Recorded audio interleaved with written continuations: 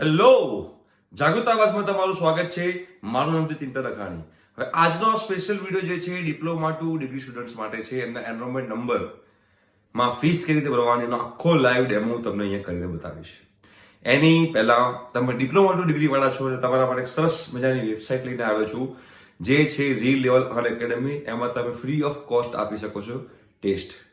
અને અત્યારે એમાં બે જગ્યામાં વેકેન્સી છે. એક ડિલિવરી કરીને એક કંપની છે જેમાં તમારા ડેટા એનાલિસ્ટની જોબ છે, જેમાં 15 થી 17 લાખનું પેકેજમાં મળે છે. અને બીજી ઓલા કંપનીમાં જોબ અવેલેબલ છે. એમાં બે પોસ્ટ છે. એક પોસ્ટ જે છે વેબ છે અને બીજું છે ફૂલ સ્ટેક છે. બંનેની અંદર 25 થી 26 લાખનું પેકેજ તમને મળી શકે એમ છે. બંનેની લિંક હું તમને નીચે આપી દઉં છું. તમે એમાં ક્લિક કરી ફ્રી ઓફ કોસ્ટ તમે આપી શકો છો ટેસ્ટ. અને ટેસ્ટ આપ્યા પછી તમે સિલેક્ટ થાઓ તો તમને એમાં જોબ મળી શકે છે. આ જે રીલેવલ વેબસાઇટ છે, આ રીલેવલ વેબસાઇટ ખૂબ જ અગત્યની એટલે છે કે એમાં અલગ અત્યારે પોસ્ટ ઉપર જોબ મળતી હોય છે, જે કે ફૂલ સ્ટેક ડેવલપમેન્ટ છે, ડેટા એનાલિસિસ છે, ફ્રન્ટ એન્ડ ડેવલપમેન્ટ છે, બેક એન્ડ ડેવલપમેન્ટ છે. આ બધા જ જે અલગ પોસ્ટ છે એ પોસ્ટમાં તમને જોબ મળી શકે છે. એના પેલું આપણે ટેકનિકલ નોન ટેકનિકલ બધી જ જોબ તમને આમાં મળી શકે છે. અને ખૂબ જ સારા એવા પેકેજ આમાં મળતા હોય છે. તો તમારે લોકો જરૂરથી આમાં ટ્રાય કરવું જોઈએ. અને આમાં તમે જે ટેસ્ટ આપો છો એ ટેસ્ટમાં લીડર બોર્ડ પણ હોય છે. અને લીડર બોર્ડના આધારે જો તમે ટોપ 1, 2, 3 માં અંદર આવો છો તો એમાં તમને પ્રાઇઝ મળે છે. એક શુભમ કરીને છોકરો છે જેને અત્યારે પ્રાઇઝ મળી છે આઈફોન. અને એ આઈફોનનો અનબોક્સિંગ કરતો વિડીયો તમારી સમક્ષ અત્યારે આવતો હશે. જે છોકરાને પ્રાઇઝમાં આઈફોન મળે છે, મગ મળ્યું છે અને રીલ લેવલ અને એકેડમીની ટી શર્ટ મળી છે. રાઈટ. એક છોકરો છે જેનું નામ બિસ્વજીત છે. એ બિસ્વજીતને હિપ્ટોની અંદર 27.5 લાખનું પેકેજ મળ્યું છે. રાઈટ. તો આ જે પેકેજ જે છે એ ખૂબ જ સારું પેકેજ કહી શકાય. તો તમે લોકો પણ આવી રીતે, હું આશા રાખું કે આપણા ગુજરાતના સ્ટુડન્ટ પણ આ વેબસાઇટનો ઉપયોગ કરીને આવું સારું પેકેજ લઈ શકે. બીજી અગત્યની વાત એ છે કે આ રીલેવલ અન એકેડમી જે છે અત્યાર સુધી 7 કરોડની જોબ અપાઈ છે. એટલે જેટલા પણ સ્ટુડન્ટ છે એ બધા સ્ટુડન્ટનું આપણે એડિશન કરીએ તો અત્યારે વર્થ 7 કરોડ રૂપિયા સુધીની એ લોકો જોબ છોકરાઓને અપાઈ છે. તો ખૂબ જ સરસ વેબસાઇટ છે. તમારા માટે સારી એવી ઓપોર્ચ્યુનિટી છે, તો મિસ ના કરતા. હવે વાત કરીએ આપણે આ એનરોલમેન્ટ નંબરની.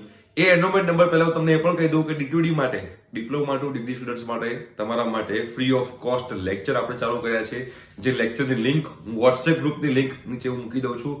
તમારે વોટ્સએપ ગ્રુપમાં જોડાઈ જવાનું છે અને ત્યાં આગળ તમને લેક્ચરની લિંક આવશે. તમારા 3rd સેમેસ્ટરના લેક્ચર્સ મિસ ના કરતા, ખૂબ જ અગત્યના છે. અને તમારી એક્ઝામ નજીક છે, તમારા લોકોનું એડમિશન લેટ થયું છે, તો આવા સંજોગોમાં ફ્રી ઓફ કોસ્ટ લેક્ચર હું અને મેડમ લેવાના છીએ. તો ભૂલ્યા વગર તમે લોકો એ વોટ્સએપ ગ્રુપમાં જોઈન થઈ જજો. હવે આપણે તમારું જે એનરોલમેન્ટ નંબરની ફીની જે પ્રોસિજર જે છે એના માટે આપણે જઈએ છીએ મારા લેપટોપની સ્ક્રીન પર. ત્યાં જઈને હું તમને આખું ડિટેલમાં સમજાવું કે તમારા એનરોલમેન્ટ ફીસ કેવી રીતે ભરવાની છે. ઠીક છે? Thank you so much. Bye. મળીએ છીએ આપણા લેપટોપની સ્ક્રીન પર. તો જો આપણે અમારા લેપટોપની સ્ક્રીન પર આવી ગયા છીએ. હવે સૌથી પહેલા શું કામ કરવાનું છે, તો તમારી કોલેજ જે છે તમારું નામ જે છે એ GTU માં સબમિટ કરાવશે.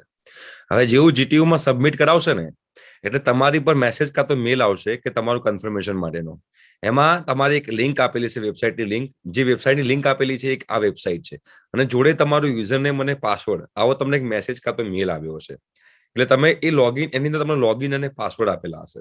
રાઈટ. તો એ તમે લોગિન અને પાસવર્ડ તમે લોગિન કરશો એટલે તમે અંદર જોઈ શકશો. તો પહેલા હું અત્યારે લોગિન કરી દઉં છું. લોગિન કર્યા પછી તમને આગળ બતાવું તમારે શું કરવાનું છે.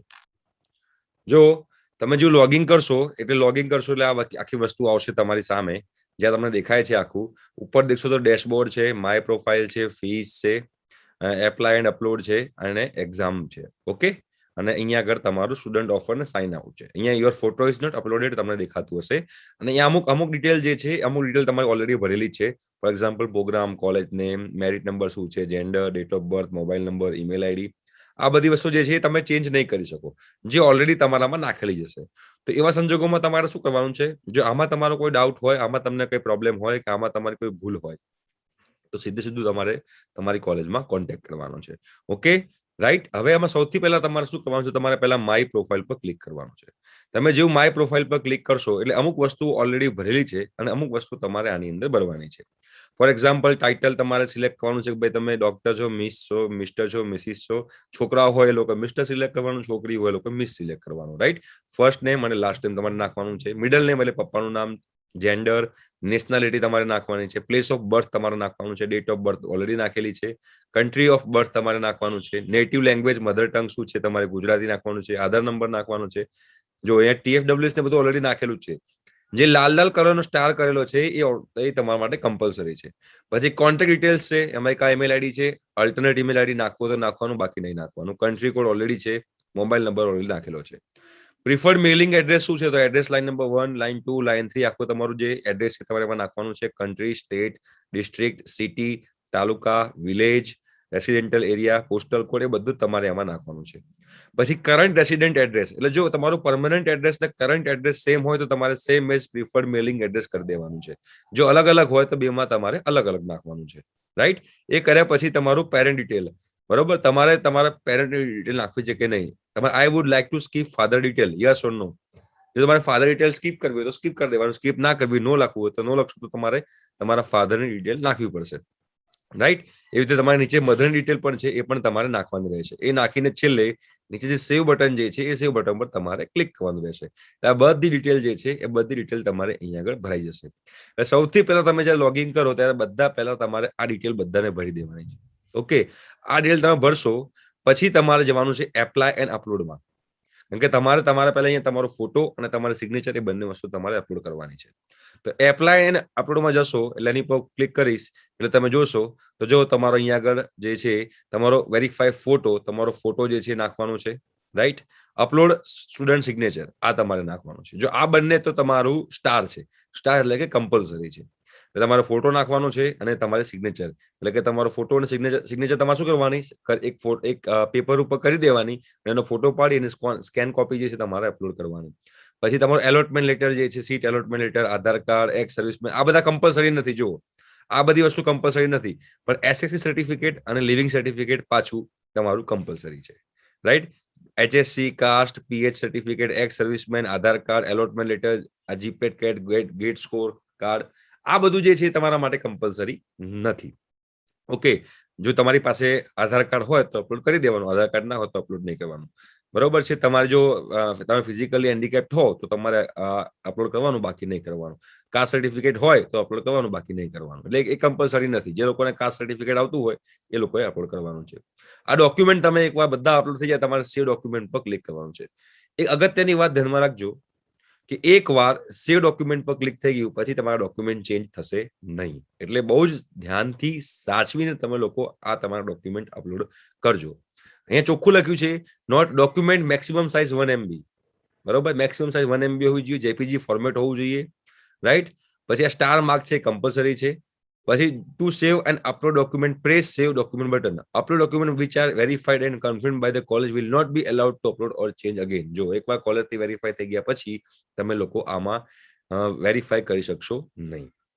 ઓકે, એટલે ધ્યાનથી સાચવીને તમારે એમાં ડોક્યુમેન્ટ અપલોડ કરવાના છે. એના પછી તમારે અહીંયા આવશે ફીઝ.